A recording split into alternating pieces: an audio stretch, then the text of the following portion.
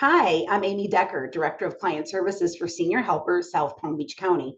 I'm also the host of your show, Senior Strategies, Tools for All Caregivers. I'm really excited about the guest that I will have on the show today. She's a good friend of mine that I've known for a long time. She's a contractor, and her name is Jane Snell-Simpson. And she, for many years, has gone into seniors' homes. She does modifications for their homes, so that way they can stay and age at home gracefully. So she's got a list of services that she does to allow your loved one to stay at home and enjoy their home the way they want it, but still needing possible medical equipment, wheelchairs, those types of things. So stay tuned, and we're going to talk to Jane and learn more about what she does for our seniors in the community. Welcome to Senior Strategies, Tools for the Caregiver with Amy Decker and Shane Silver. Join us on each show where you're going to enjoy a lively conversation that's going to connect you to the tools and resources that you'll need to coordinate care for the seniors in your life. We are so happy that you joined us. Hi, welcome to our show. I have a good friend of mine, Jane Snell-Simpson. She's the lifestyle contractor, and she helps our seniors to age at home gracefully. And she's going to talk about some of her challenges of what she's had to overcome, but make it a successful adjustment. So we're happy to have you, Jane. And I've been excited to have you on the show for a long time now. So tell us a little bit more about how you got into this, what you do, all that good stuff. Hi, thank you. I'm very, very grateful to be here today. I have been in this for about 20 years, and wow. I got into this after the downturn in 2007. We actually manufactured hurricane shutters before that. Oh. I don't know, some people may not know that about me, but the downturn kind of showed us some things. People were losing their homes, if people remember at that time, mostly because they were in homes that they really couldn't afford, but yet they qualified anyway, quote unquote, for them. And so people just came to realize, I think, that what's important is if you have a home already, you should be grateful for it and just try to make it the best that you can. So that's when the conversation about people, multi-generational families living together I started to see that being really important. Mm-hmm. It was important to my clients at the time, and that was the conversation I was hearing. So that was what prompted me to go more into the aging in place and being able to help people who have decided that their home, is their kingdom. Right. They want to live there and be happy forever, and all the things that come with that, health and happiness. If you don't have good health, you're definitely not going to be have happiness. So all of that's important for healing and being well at home. And if you're not happy where you are, you're not going to be feeling happy and healthy. So for them to stay at home, that's where they want to be. That's where they feel their comfort. So they're going to feel better. They're going to be happier just being able to stay in their home, but it causes a lot of challenges because as they get older or they have a decline in their health, that means you're dealing with now medical equipment or step up and step downs and those types of things. Exactly. And helping them to manage that. Ideally, when I work, the best way, ideally, if I had my opportunity and my choice, I would work with a physical therapist almost every time. Oh. Because they know best about what that person can do. I know best about what that home can do. And if it can't, then let's get it there so that it's easier for them to get around. Mm-hmm. And so that's ideally how I've learned that I like to work. Doesn't happen, as often as I would like, but I think that that's the best of both worlds. And sure. What do you see the biggest adjustments that you have to make in their home? What is one of the biggest rooms or challenges that they have to have fixed right away? Okay, I'm going to go from the basics. Good. The very basic, because I see so many homes. Believe it or not, statistics show that only 1% of the homes in this country is actually able, just by itself without doing anything, wow, for a person to age in place. That's a pretty pitiful statistic. Really pitiful. Wow. So, I never heard that. We have lots and lots of room for improvement, right? Yeah. So that said, the very basics for me is when I'm getting out of my car and approaching someone's home, I can't help myself. I'm automatically looking at things. And I'm looking at getting into that home. People don't even think about it, but most homes have a step to get in. You just Almost all homes. small one, almost all. Right. Doesn't have to have that, but they do. So just having that one step or two, stairs even is a deterrent. It's a barrier to a lot of people. Yeah. And not just seniors and older people. It could be just as simple as, you're pushing a baby carriage or bringing groceries in, or, we really need to start thinking about it more. That's, I think, how it's going to become more second nature to all of us if we stop thinking about it just being for seniors and preparing for that stage of life. Right. It really should be incorporated more as a universal design so that everyone could get the benefit of it. But You're anyway, right. look, I'll go back to what I was saying. Steps coming into the home, doors being wide enough. If it's an older home built in like 60s and behind and before, I automatically know there's some things that this home is probably going to have just because of the age of it. And narrow doorways, hallways are always an issue. Really? Older homes, yes. So that's the basic. And then once you get into the home, having a bathroom on the ground floor, accessible, able for someone in a wheelchair, not just thinking about the people who live there, but what if you had someone come visit? They call that visitability, by the way. If you had someone come visit you and they are using a walker or a wheelchair, it's kind of embarrassing for them to, sometimes they won't even accept invitations coming over. Right. Your home might not be accessible for them, and they're kind of embarrassed or don't want to bother people. So just thinking about it from that standpoint, I think is enough to make us not think about it as aging, but as just a universal courtesy. Now, do you find a lot of homes don't have a first floor, like powder room, bathroom, guest bathroom? Some may, but the problem with it is they're not accessible. Oh, Either right. the doorways are not wide enough. or the room itself, you can't turn around in it. It's not big enough for someone that has those challenges. And if it's a powder room and someone, something happened and now you can't climb the stairs, now there's another issue. How am I take a bath? What's going to happen here? Who's going to be the help? Right. So those are the challenges that I see. Well, that makes sense. And I guess I really never thought about that, those are all things, if you live in a ranch style home where everything's on the first floor, I guess you don't think about that there's a whole floor upstairs that, the downstairs has got to be as accessible as the upstairs would be. So I'm sure you get plenty of calls for that. And then even thinking of different rooms in the house, I'm sure probably the bathroom is the biggest room that you make most adjustments in. I'm thinking, or the kitchen, but I'm thinking the bathroom. And you're right, because statistically, the bathrooms is where most of the falls happen. Right. And that makes sense. There's water in there. There's the floor slippery. And we use it more often than any other room in the home. So I get asked to do tub to shower conversions probably more often than anything else. Yeah, I bet. Or even those that have showers that have a lift that they have to step in or step over. Yes. Very often when we go into the home with senior helpers to just do a quick assessment in the home to see what's going on, the first thing I'll look at is to go into the home, see if there's slippy rugs on the bathroom floor. And a lot of times, even just that little lip that holds the water in on the floor, they can't get up and over that if they're in a walker to be able to go into that shower then and take a shower. And then very often the shower is not big enough for them to turn around in. Exactly. All of those things. Yeah. Exactly. Yeah. So those are probably the biggest modifications. What other challenges do you see when you go into homes? Or what are the biggest things that are asked for so that people feel safer? The number one thing that can really cause a senior problem is a fall. And so many of these things are fall risks, whether it's walking up into the house, not having a wide enough doorway, the bathroom being a menace.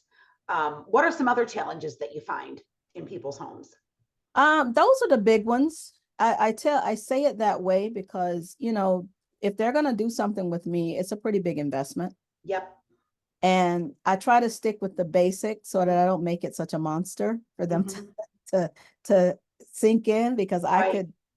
there's a bunch of things I could do around a home.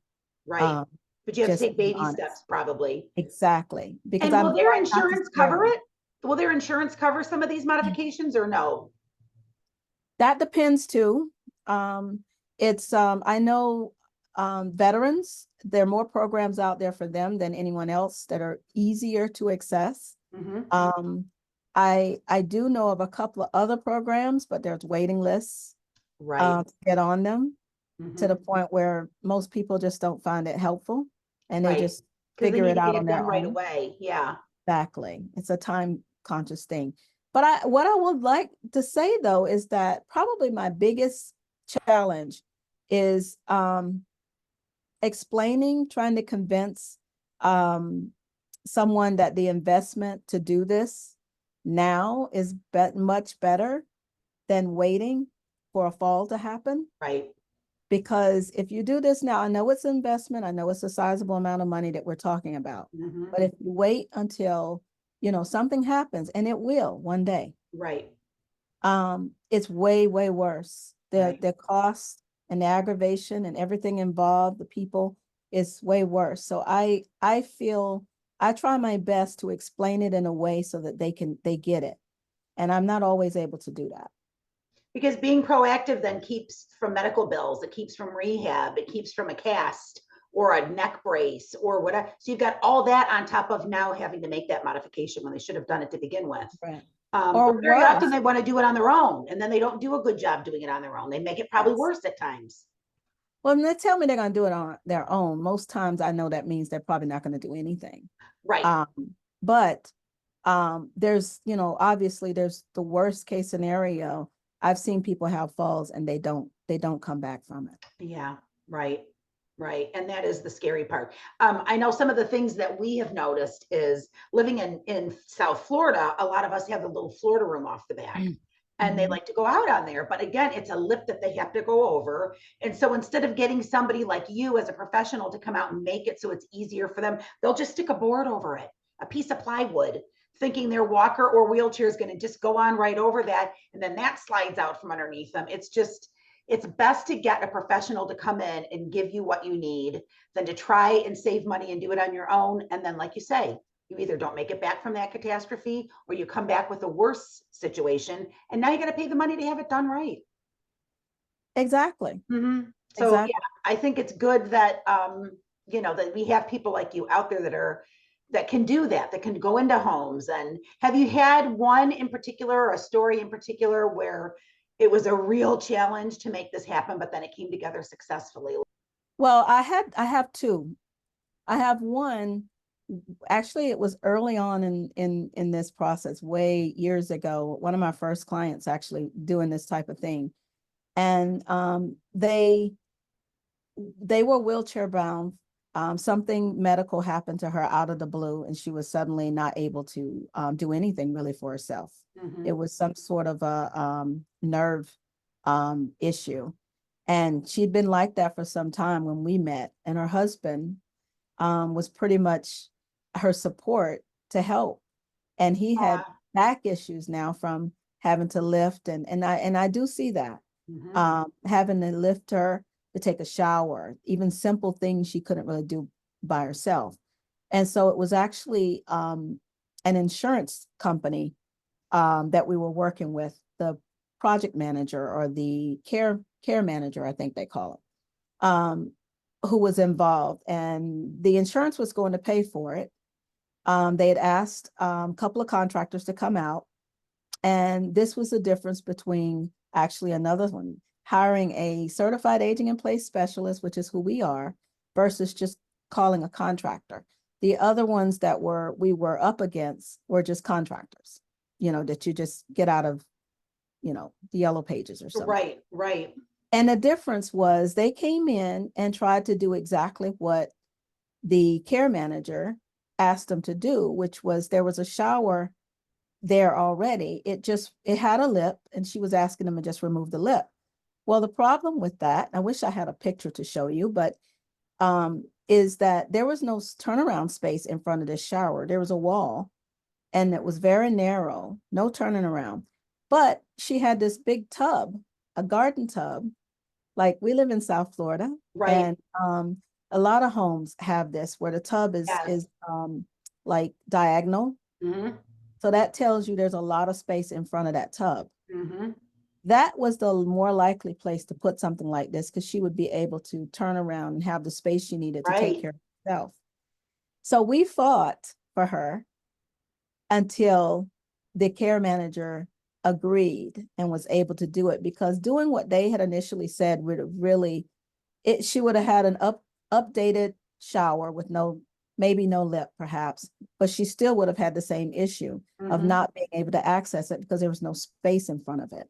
And it takes someone who understands that to be able to do the right thing by her. Right. Yeah. A normal general contractor would not even put into their mind, well, they got to get in, they have a walker or a wheelchair, they got to be able to turn around. They're just looking at the aesthetics of it. They're not realizing that it's not going to work. They're You just know going the to do difference.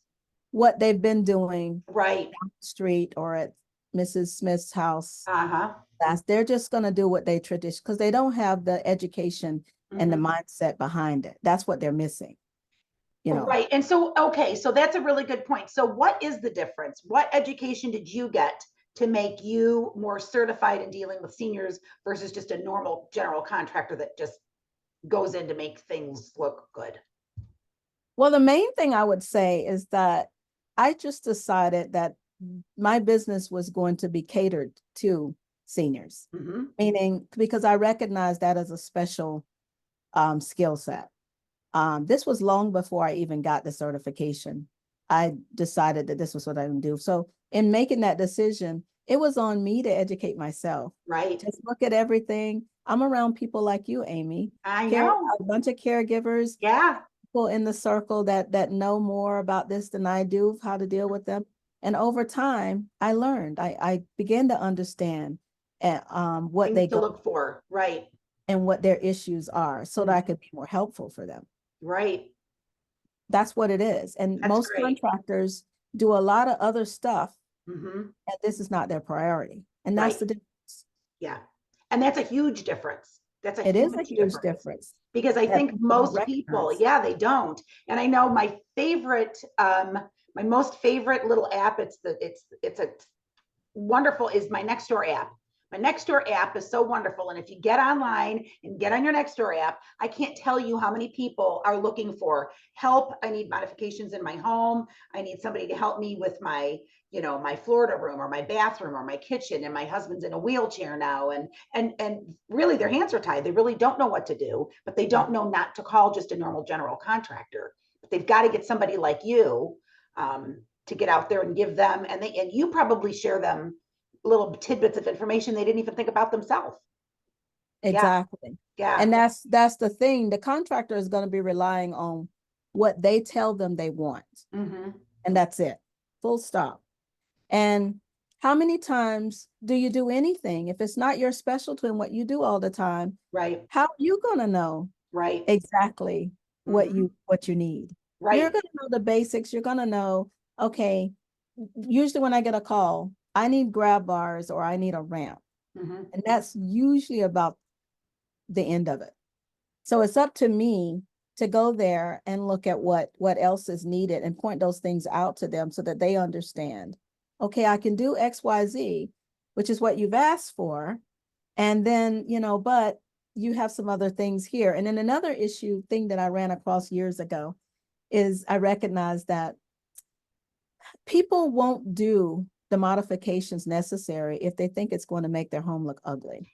Absolutely, including grab bars. I can't tell you how many times I've gone into the shower and they'll have the suction cuppy ones. I'm like, I'd rather have nothing than have those. Those are dangerous. So dangerous. But they're Yes. like, yeah, but I don't want to drill holes in my wall if I ever want to resell my house, or I don't want to do that to the shower or the tub if I ever want to so they don't care about the safety. They care aesthetically what it looks like, not that mom or dad or grandma is able to even use that room. So you're right. We have a client that we met years ago, and I actually met her with a designer friend of mine, and she brought me on. And her house was beautiful. But the problem was she had stairs everywhere. Oh. They were in their, I think she's in her 70s, maybe. Maybe Mm-hmm. I think she's in her late 70s. She and her husband lived there. Home was gorgeous, is gorgeous, because I still speak to her every once in a while. Aw. But what we ended up doing was putting these wrought iron not grab bars, rails. Oh. Because her home had this Italian feel to it. And Uh-huh. that's another thing that I'm very much into. And I think it's Mm-hmm. because my background is actually architecture. Mm-hmm. And my husband's background is architecture. So we look at things a little different than most contractors do. Yeah. And when I looked at that, I was like, okay, if we do this wrought iron look, as you're approaching your home, there's like 3 or 4 stairs that you have to come up. And she was very unsteady on her feet. Mm-hmm. So she would try to hold on to the wall coming down. We watched her do that. And after we put my husband actually worked with her with it. Mm-hmm. And he would watch her come down and figure out exactly where they need to be with what her pattern is, how she uses her home, how she comes in up and down those steps. And then we went in, and when you walk in, there's steps to go down to the living room. Oh, wow. So And many then hazards. you look Wow. up and there's steps to the second level. Oh my. And you go into their bedroom upstairs, and there's a stage, there's a step. Oh my goodness. So we Oh, put these wrought iron outside, and we also brought one inside, and she was so happy with it because she knew that we cared about what her concerns were, really. well, I just listening to you, the fact that you said go on and walk in the house, walk in your bedroom, walk in the bathroom. I want to see how you do it. I want to watch you do it. That shows that you cared. You have to see, okay, she's got a step up and a step down, then another step up and step down, and a stage in the bedroom. Most people would just say, yep, I'll fix that up. But you actually made her walk through it so you could see what needed to be done, and then thought of a way to make it look good. Not only is it safe for her, but it looks good on top of it. We always bring that level in all of everything we do. Uh-huh. I get so annoyed when I see the metal aluminum ramps out front. Yes. I don't like that They're because horrible. they look bad, but there's also another message that it's sending to the public. That anybody drives by there is seeing this, that a person with a disability or Right. movement issue, or they're vulnerable. That's what Right. it's screaming. Right. You're And right. nobody wants that. No. No. So You're I think absolutely that's right. something that gets overlooked Mhm. that I think people need to be aware of when they're Yeah. doing that. I know it's cheaper to do it. Mhm. And in a pinch, maybe you do it temporarily, but long term, I don't think it's a good idea. No. And so people that are listening right now and already their minds are wheeling, trying to think of what they need to have done in their home, what is the best way to get in touch with you? Okay, the best way to get in touch with me would be to probably go to our website, JS1, JS, let me speak slower, JS1construction.com, or you could also just type in the lifestylecontractor.com. Either Good. way will get you to the same results, and just reach out to us that way. We also have some videos out there on YouTube. So if you Google us or look us up on YouTube, you'll see those videos, and you can contact us that way as well. Great. And I love your videos because they also show other jobs that you've done and talked about other ideas. And it makes it more real when they can watch a video to see what's going on and how the differences that you've made. But you've got another little side gig going on now. And why don't you tell us about that? You're busy. What was that? I said, you're busy. I am busy. Yes, I have That's gotten pretty good. busy. It's good. It started out kind of as a side gig, but it's actually becoming more of the main business. Main gig. Because I'm seeing it's necessary. The whole conversation around affordable living, affordable housing is kind of what's prompting it. People are embracing it, but don't really understand or know how to deal with it because the costs are so high. Okay, what am I talking about? I'm talking about ADUs, accessory dwelling units is what that stands for. It's become very, very popular. You can Google it and look it up. It really is nothing more than a detached cottage, a granny flat, a mother-in-law suite in your backyard. Mm. And the zoning, Florida is not very friendly to it in a lot of areas, but I think we're going to get there. It's just going to take time. Areas like California has just completely embraced this. And we're in a lot of things that I see in Florida, we're not too far from California and what's going on there. So we'll get there. And But what's in the meantime, benefit? What's the benefit of an ADU? So I'm finding just for my clients currently who are trying to age in place at home, having the privacy and the independence is important to them. This kind of solves that problem to be able to have that in the backyard. Mm-hmm. Their children who may live in the main house in some cases can keep an eye on them now. Right. And it doesn't interrupt too much with their schedule because they're right there. Mm-hmm. They have a comfort level with that. People are also using them for extra income, renting them out. Right. Airbnbs. Mm-hmm. Airbnbs, which the cities are frowning on, but right. but you can rent it out long term to someone who want it. What about a caregiver who's there? She may or he may be living in it while they're taking care of you. Right. Lately, I've even talked to a few people who are thinking of maybe they may move into it if they've got like equity in their home. Mm-hmm. They may decide to build it for income purposes and move into the smaller one because they no longer need a lot of things anymore. Right. And rent out the main home and get more money. Wow. To be able to live on. That's actually a game changer, I think. Mm-hmm. That's wonderful. So, there are also tax exemptions that you can get from building these. And I'm not going to go into detail with those, but they do exist. A lot of people don't know about them, but there's tax exemptions, especially if they're being built for mom or dad or a family member living in it. Right. You can get those tax savings from the cost of building it. Mm-hmm. And it does make a big difference. Wow. I never even thought about that, but you're right. And I think, like you say, having a mother-in-law suite, a detached mother-in-law suite serves many purposes. So you do a whole bunch of all sorts of things and truly your heart's in it. You're compassionate about it. I love the idea that you have them go outside and walk into the house and watch them walk around the house just to see where their strengths and weaknesses are, where a normal general contractor would never do that. And the fact that you decided to do this so many years ago, you've just taken that blessing and that gift with you all the way through. And that's why I've always been just attracted to what you do and wanting you on the show so you can talk more about these things. And I think so many people out there need the skills that you have so that their parents can stay at home, their spouses can stay at home. I interviewed somebody a couple of weeks ago, and that was his biggest thing is, I want to keep them at home with me. I want him to stay here with me. But, again, the hallways are too small.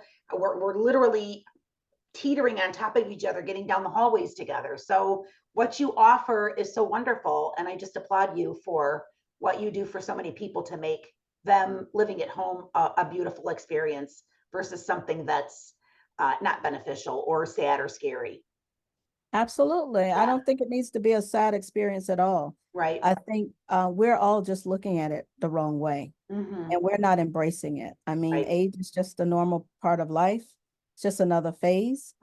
And it could be, if we look at it from a health standpoint and keeping a person healthy as long as possible, which is how I see it. Right. We start early. We don't wait until things happen. And that's the way I think it's meant to be. That's the way how we embrace it. I do too. And I will encourage anybody that's listening right now, if you do have questions, you can absolutely put that on our Facebook page. You can put wherever we put the post, you can add a little comment there. If there's anything that you want to reach out and talk to Jane about, I'll make sure that she gets that message, or you can go to her website again and kind of look at what she does and how she does it. And I applaud you for what you do. I'm so happy that you were on our program today, Jane. I've been waiting to get you on here. So this really worked out great. And thank you for that. Appreciate it. Thank you for all you do. Thank you for all you do. Thank you for joining us today on Senior Strategies. We hope that you found the tools and the strategies that we offered you beneficial for your journey as a caregiver. We want you to leave today feeling empowered and supported. Please follow us on Instagram, Facebook, and YouTube for upcoming shows and events. For more information, to schedule a consultation, or to join a support group, please contact us at 561-800-6654. And remember the strategies And tools you can use to make your journey easier.